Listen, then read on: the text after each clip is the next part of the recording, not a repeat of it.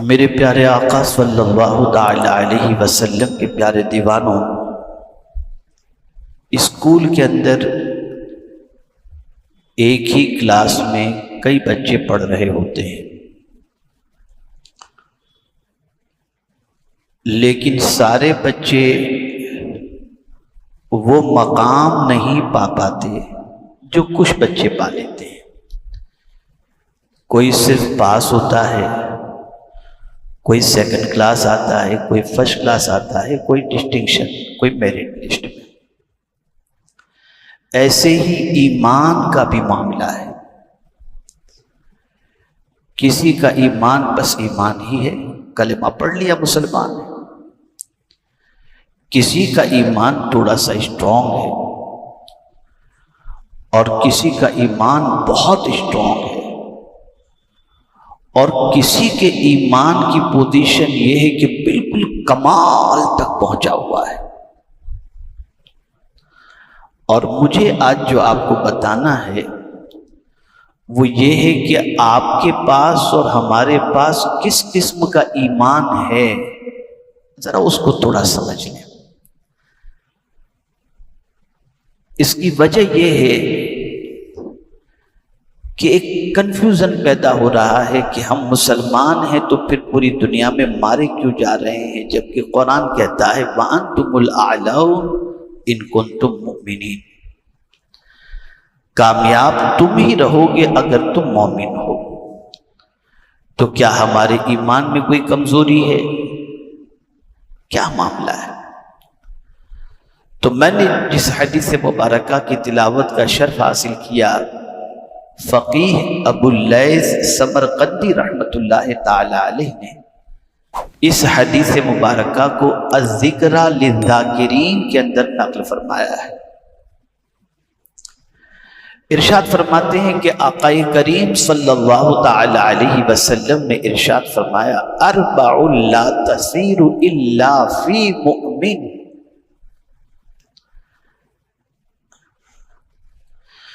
جس کے اندر 4 خوبیاں ہوں گی، وہ 4 خوبیاں کمال ایمان کی علامت ہے۔ یعنی ٹاپ لیول کا جو ایمان کہتے ہیں، کمپلیٹ ایمان، اس کی 4 علامتیں ہیں۔ اگر کسی کے اندر یہ 4 علامتیں پائی جائیں تو سمجھ لینا چاہیے کہ وہ پکا مومن ہے۔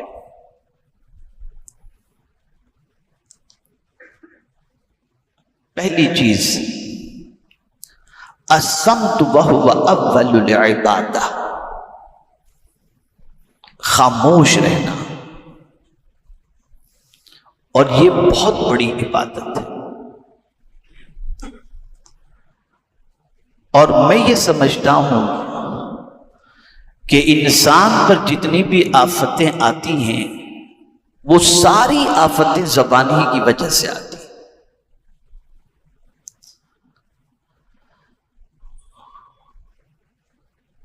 اللہ والوں کا یہ شیوا تھا کہ جو کچھ وہ کہنا چاہتے پہلے اسے غور کر لیتے، اور جب وہ بات حق ہوتی تبھی وہ اپنی زبان سے نکالتے، ورنہ چپ رہتے۔ وجہ کیا تھی؟ بھئی آپ کی اور ہماری پوزیشن یہ ہے کہ زبان کھلتی ہے تو بند ہونے کا نام نہیں لیتی، اور پھر اچھی بری صحیح غلط جو آیا بس بولتے رہتے ہیں۔ تو میں نے غور کیا کہ یہ اللہ والے جو بولتے ہیں کم بولتے ہیں، سوچ سمجھ کے بولتے ہیں، اور جو بولتے ہیں وہ حق بولتے ہیں۔ تو آخر یہ چیز ان کے اندر آئی کیسے؟ وہ بھی مسلمان، وہ بھی انسان، ہم بھی انسان، لیکن ہماری پوزیشن بالکل مختلف اور ان کی پوزیشن بالکل مختلف۔ تو پھر ایک آیت کریمہ نظر سے گزری، ام یحسبون انا لا نسمع سرهم ونجواهم بلا رسلنا لدیہم یکتبون، کیا وہ اس گھمنڈ میں ہیں کہ ہم ان کی بات اور ان کی مشورت کو نہیں سنتے، یہ اللہ فرما رہا ہے۔ یعنی آدمی بے دھڑک جو کچھ بولتا ہے تو اللہ فرماتا ہے کیا وہ یہ گھمنڈ کے اندر ہے؟ ام تحسبون، کیا تم اس گھمنڈ کے اندر ہو کہ ہم تمہاری باتوں کو نہیں سنتے؟ تو اللہ والوں کے دماغ کے اندر اللہ کا یہ کلام تھا کہ ہم جو کچھ کہہ رہے ہیں اللہ سن رہا ہے۔ بلکہ آگے جو فرمایا سرہم کے ساتھ و نجواہم، جو فون پر بھی بات کرتے ہیں، چھپ کر کے بھی بات کرتے ہیں، خدا کی قسم قربان جائیے میرے رب کی کتاب پر کہ نجوا کا لفظ آیا، یعنی سرگوشی اگر کسی کے کان میں کوئی بات کہی جائے یا کوئی مشورہ کیا جائے، اللہ فرماتے وہ بھی میں سنتا ہوں، وہ بھی مجھ سے پوشیدہ نہیں۔ یعنی چھپ کر کے بھی تم کوئی ایسی بات نہ کرو، اور ظاہر میں بھی کوئی ایسی بات نہ کرو۔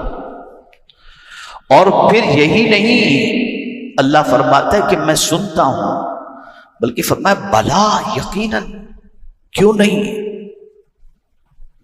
میرے جو فرشتے ہیں وہ رسولنا، فرشتوں کو بھی جو لکھنے والے فرشتے ہیں اور جو فرشتے ان کو بھی رسول کہا جاتا ہے، ایک رسول بشر ہے، ایک رسول ملائکہ ہے، لیکن فرشتوں میں کوئی نبی نہیں ہو سکتا۔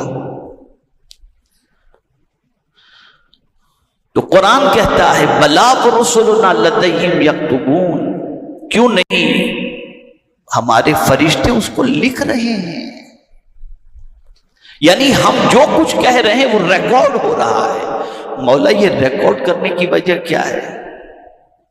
کیا سبب ہے اس کا؟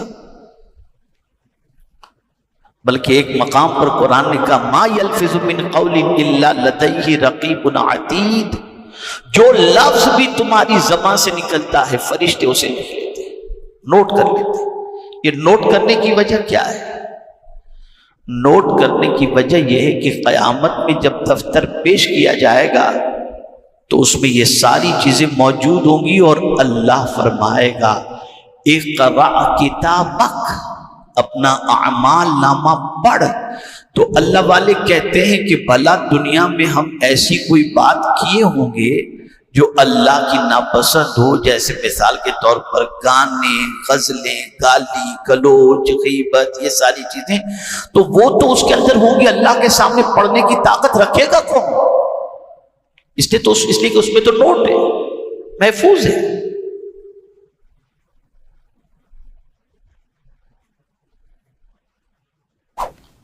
اب ہم اس حدیث مبارکہ کی پہلی علامت کی روشنی میں خود کو جانچیں کہ ہماری پوزیشن کیا ہے۔ تو میں سمجھتا ہوں اس پہلی علامت میں ہی ہم ڈھیر ہو جائیں گے، یہ علامت ہمارے اندر ہے ہی نہیں۔ اور اسی لیے فرمایا گیا کہ ولایت کے لیے جو چند چیزیں ضروری ہیں ان میں سے پہلی چیز جو ہے کم بولنا ہے۔ ولی زیادہ نہیں بولتے، بہت کم بولتے ہیں، اور جب بولتے ہیں تو حق بولتے ہیں۔ اسی لیے حضور صلی اللہ علیہ وسلم نے ارشاد فرمایا کہ جو شخص اللہ اور یوم آخرت پر ایمان رکھتا ہے اسے چاہیے کہ اچھی بات کہے ورنہ چپ رہے۔ اب حدیث شریف سنیے آپ، حضرت معاذ بن جبل رضی اللہ تعالیٰ عنہ، حضور صلی اللہ علیہ وسلم ایک مرتبہ سواری پر سوار ہو کر کے نکلے، تو حضرت معاذ بن جبل رضی اللہ تعالیٰ عنہ حضور صلی اللہ علیہ وسلم کی بارگاہ میں حاضر ہو گئے۔ عرض کرتے ہیں یا رسول اللہ صلی اللہ تعالیٰ علیہ وسلم، مجھے کچھ نصیحت فرمائیے۔ یہ صحابہ کی عادت تھی حضور سے کچھ نصیحتیں سن لیتے، اور ہمیشہ ان کو اس چیز کی فکر رہتی کہ آقا کچھ ارشاد فرمائیں تاکہ ہماری زندگی اور مزید عمل کی طرف اور ہمارے ایمان کی پختگی کی طرف بڑھے۔ تو سرکار صلی اللہ علیہ وسلم سے جیسے انہوں نے کہا حضور مجھے کچھ نصیحت فرمائیے، کون ہے؟ حضرت معاذ بن جبل، اللہ اکبر، یمن کا گورنر ان کو حضور نے بنا کر کے بھیجا تھا۔ اور مجھے یاد آتا ہے کہ اللہ اکبر حدیث مبارکہ کا یہ سرکار صلی اللہ علیہ وسلم کا ارشاد کہ جب حضرت معاذ بن جبل رضی اللہ تعالیٰ عنہ یمن کی طرف تشریف لے جا رہے تھے تو سرکار نے فرمایا معاذ اب جب تم پلٹ کر آؤ گے نا تو میری ملاقات نہیں ہوگی. یعنی سرکار صلی اللہ علیہ وسلم نے گویا اپنے وصال کی خبر دے دی تھی. تو حضرت معاذ بن جبل رضی اللہ تعالیٰ عنہ نے عرض کیا یا رسول اللہ صلی اللہ تعالیٰ علیہ وسلم میں آپ کی جدائی کو کیسے برداشت کروں گا. اب قربان جائیے میرے آقا صلی اللہ علیہ وسلم فرماتے ہیں اے معاذ کیا تم چاہتے ہو کہ قیامت میں مجھ سے قریب رہو. تو حضرت معاذ بن جبل رضی اللہ تعالیٰ عنہ نے عرض کیا ہاں یا رسول اللہ صلی اللہ تعالیٰ علیہ وسلم. تو سرکار نے فرمایا صلی اللہ تعالیٰ علیہ وسلم اللہ سے ڈرتے رہو قیامت میں مجھ سے قریب رہو. تقوی اختیار کرو قیامت میں مجھ سے قریب رہو.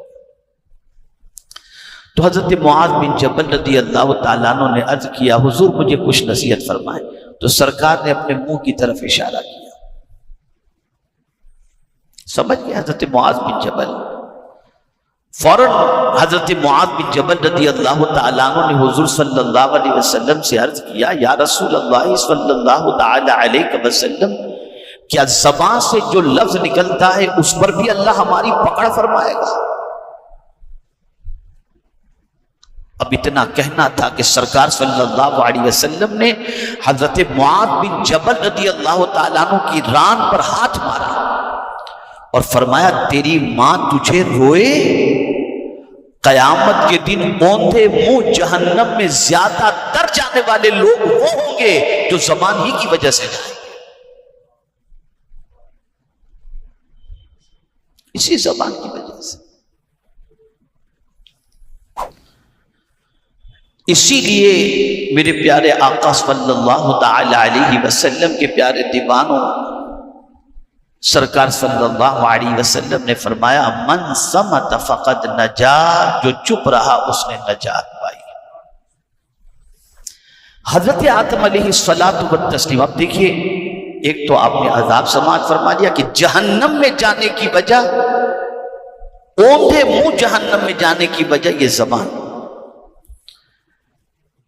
لیکن اسی زبان کی اگر کوئی حفاظت کر لے تو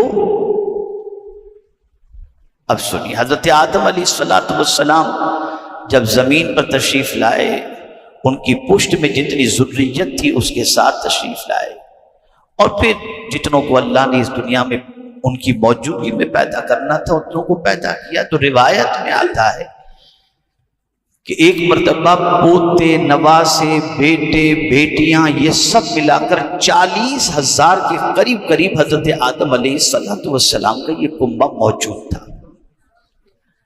تو بچوں نے حضرت آدم علیہ السلام سے عرض کیا حضور ہمیں کچھ نصیحت فرمائیے کچھ تقریر ہمیں فرمائیے. تو حضرت آدم علیہ السلام نے ارشاد فرمایا کہ میرے کریم نے مجھ سے فرمایا ہے یعنی اللہ عز و جل نے کہ اے آدم اگر قیامت میں مجھ سے قربت چاہتے ہو کہ مجھ سے قریب رہو تو زبان سے اچھی بات کے علاوہ کچھ نہ کہنا اور جو چپ رہا اسے قرب قیامت اسے قیامت کے دن میرا قرب نصیب ہو جائے گا. تو جہاں زبان جہنم میں لے جاتی ہے وہیں زبان کی حفاظت اللہ کی قرب کی دولت سے بھی مالا مال کر دیتی ہے. یہ بڑا تفصیلی ٹاپک ہے لیکن میں کمال ایمان کی 4 علامتیں بتا دوں جس میں سے پہلی علامت میں نے بتا دی زبان جس کی حفاظت یہ بہت اعلیٰ درجے کی عبادت ہے. بس مجھے ایک حدیث یاد آ رہی ہے آقا کریم صلی اللہ علیہ وسلم نے ارشاد فرمایا جو شخص اپنی زبان اور شرمگاہ کی حفاظت کا ذمہ لے میں اس کی شفاعت کا ذمہ لیتا ہوں. میں اس کی شفاعت کا ذمہ لیتا ہوں. اب دوسری علامت آقا کریم صلی اللہ علیہ وسلم نے یہ بیان فرمایا وَالتَّوَاضُعِ عاجزی اختیار کرنا انکساری اختیار کرنا مطلب یہ کہ کبھی خود کو بڑا سمجھنا ہی نہیں، خدا ہی کو بڑا سمجھنا۔ چاہے کتنا اونچا منصب مل جائے، چاہے دولت کا انبار لگ جائے، چاہے شہرت کی 1000 بلندی تک وہ پہنچ جائے، لیکن وہ عاجزی اور انکساری اختیار کرے۔ خود حضور صلی اللہ علیہ وسلم اتنی بلندی کے مقام پر تھے کہ اس بلندی تک نہ کوئی پہنچ سکا ہے، نہ قیامت تک پہنچ سکے گا، لیکن حضور صلی اللہ علیہ وسلم کھانا کھانے کے لیے جب بیٹھتے تھے نا تو 2 زانوں ایسے بیٹھا کرتے تھے۔ کسی نے کہا کہ آپ تو غلام کی طرح بیٹھ کر کے کھاتے ہیں، تو سرکار نے فرمایا میں اپنے رب کا غلام ہی تو ہوں۔ بلکہ ایک مرتبہ ایک صحابی تکیہ لے کر آئے کھانے کے وقت، حضور ذرا تکیہ لگا لیجیے، تھوڑی سی راحت ہوگی۔ فرمایا اس طرح سے کھانا یہ متکبر کی علامت ہے، گھمنڈیوں کی علامت ہے، میں اللہ کا بندہ ہوں، میں عاجزی سے ہی کھاؤں۔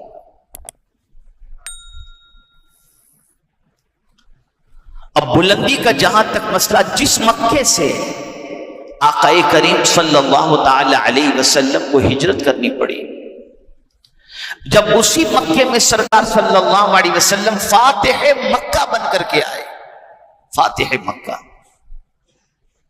تو قربان جائیے، آپ الیکشن کے زمانے میں دیکھتے ہیں کہ ایک پارٹی دوسری پارٹی کی مخالفت کرتی ہے اور پھر جیت کر کے آتی ہے تو دوسری پارٹی کے لوگوں کو جیل میں ڈال دیتی ہے، اور ساری دنیا بھر کے خرافات آپ دیکھتے ہیں، کوئی چیز چھپی ہوئی ہے نہیں۔ لیکن جن لوگوں نے مکے سے حضور صلی اللہ علیہ وسلم کو ہجرت کرنے پر مجبور تو نہیں کہہ سکتے، سرکار صلی اللہ علیہ وسلم کو جن کی وجہ سے مکہ چھوڑنا پڑا اور ہجرت کرنی پڑی، جن لوگوں نے سرکار صلی اللہ علیہ وسلم کے لیے مکے میں جینا تنگ کر دیا تھا، وہی مختار کائنات صلی اللہ علیہ وسلم جب مکے میں فاتح بن کر کے آتے ہیں اپنے صحابہ کی فوج کے ساتھ، تو جانتے سچویشن کیا تھی؟ اللہ اکبر، سواری پر حضور کی گردن ایسے جھکی ہوئی تھی، اس انداز سے حضور مکے میں انٹر ہوئے، تو مکے والوں نے کہا کہ آج تو ہمارا ٹکا بوٹی ہو جائے گا، ہم بچیں گے نہیں کوئی۔ تو سرکار صلی اللہ علیہ وسلم نے فرمایا اذهبوا انتم الطلقاء، جاؤ تم سب آزاد ہو، تم پر کسی پر کچھ نہیں کیا جائے گا۔ یہ حضور کی شان۔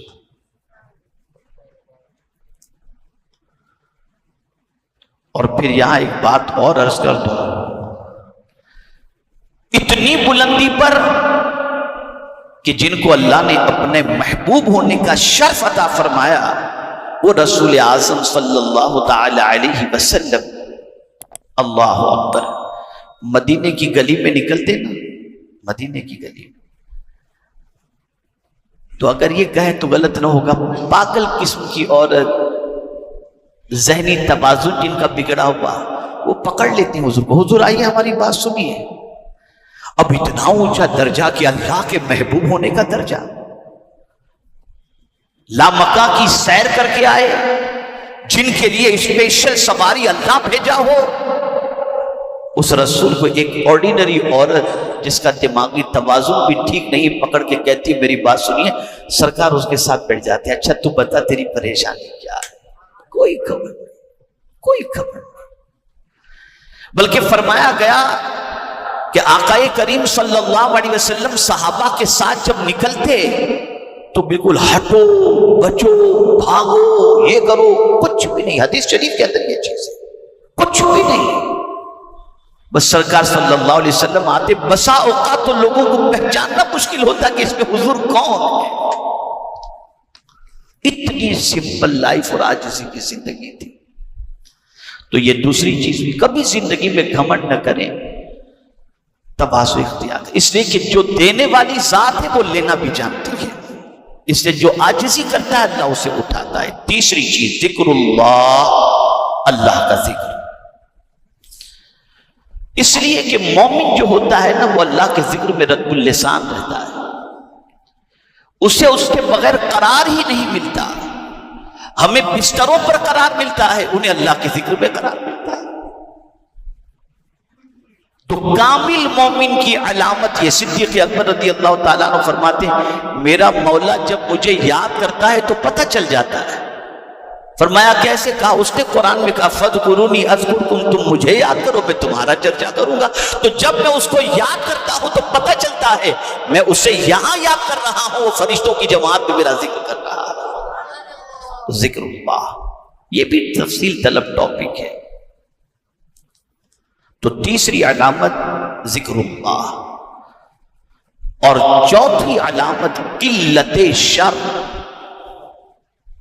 یعنی کم سے کم گناہ، کم سے کم گناہ۔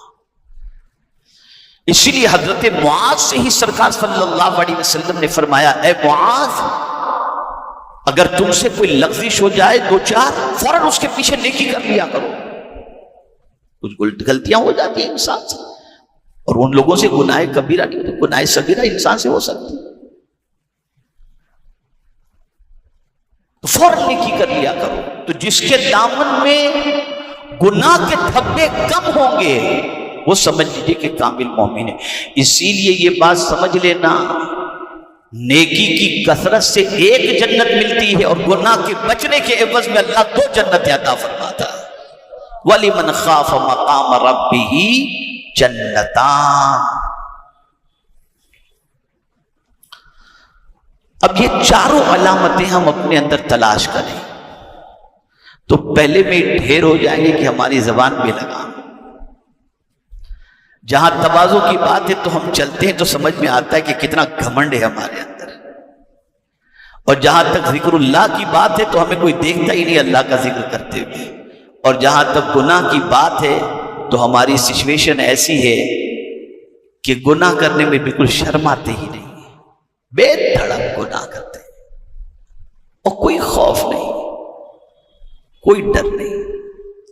تو کمال مومن جو ہوتے ہیں ان کی 4 علامتیں ہیں: زبان کی حفاظت، تواضع، اللہ کا ذکر، اور کم سے کم گناہ۔ اللہ رب العزت جل جلالہ آقا کریم صلی اللہ علیہ وسلم کے صدق و طفیل مجھے آپ کو سب کو اللہ کے ارشادات پر اور اس کے رسول صلی اللہ علیہ وسلم کے ارشادات پر عمل کی توفیق نصیب فرمائے اور قرآن و حدیث کا پابند بنائے۔ وما علینا الا البلاغ المبین۔ السلام علیکم ورحمۃ اللہ وبرکاتہ۔